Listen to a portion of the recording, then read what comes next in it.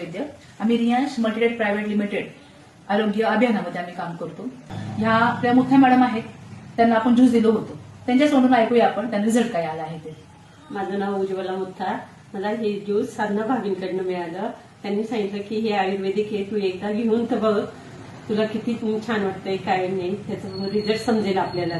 तर मी त्यांच्याकडनं हे ज्यूस घेतला आणि चालू केलं तर मला त्याचा रिझल्ट खूप छान मिळाला आहे. मला थायरॉइड होतं, तर थायरॉइड एकदम नील झालंय माझं. माझी गोळी पण बंद झालेली आहे आता आणि वेट पण कमी झालंय माझं.